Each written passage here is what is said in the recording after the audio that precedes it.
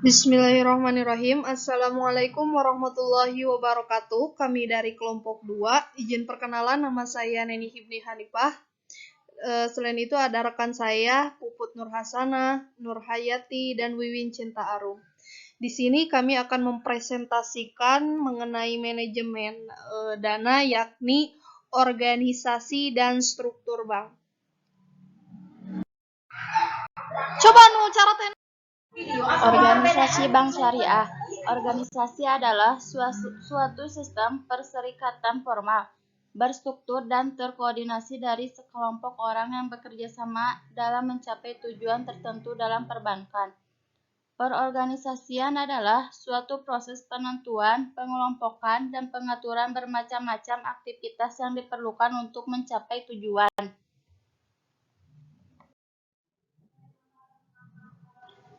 Bank syariah dapat memiliki struktur yang sama dengan bank konvensional, misalnya dalam hal komisaris dan direksi. Tetapi unsur yang amat membedakan antara bank syariah dan bank konvensional adalah keharusan adanya dewan pengawas syariah yang bertugas mengawasi operasional bank dan produk-produknya agar sesuai dengan garis-garis syariah. Dewan pengawas syariah biasanya diletakkan di posisi setingkat dewan komisaris pada setiap bank. Hal ini untuk menjamin efektivitas dari setiap opini yang diberikan oleh Dewan Pengawas Syariah.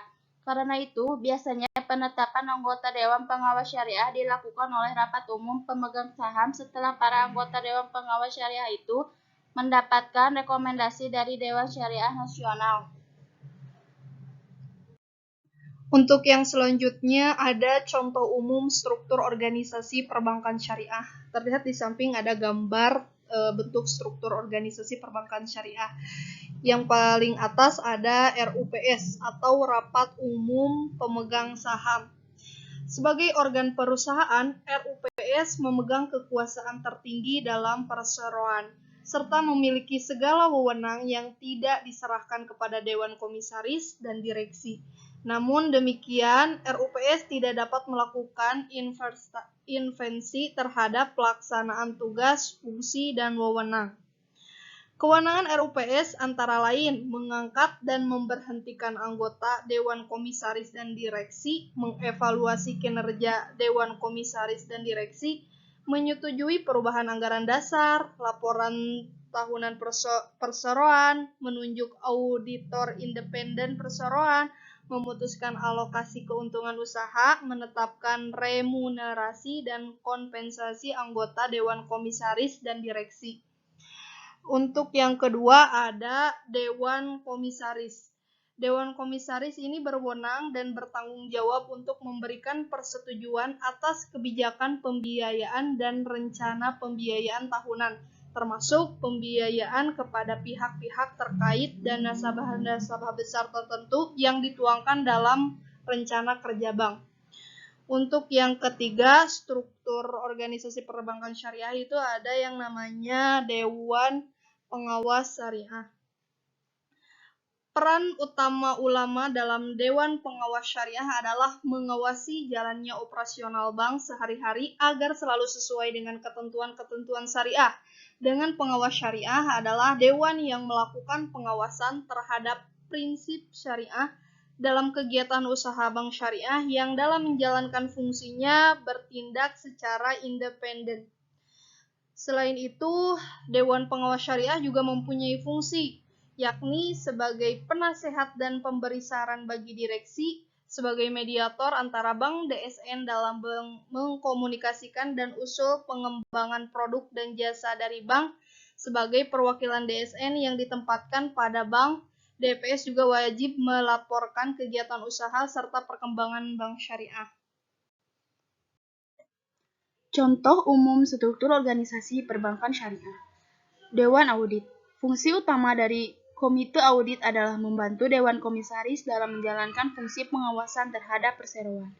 Komite Audit secara berkala mengadakan rapat dengan direksi dan jajarannya untuk mengevaluasi kinerja perseroan serta menyampaikan laporan hasil evaluasi dalam setiap rapat Dewan Komisaris yang diadakan secara berkala.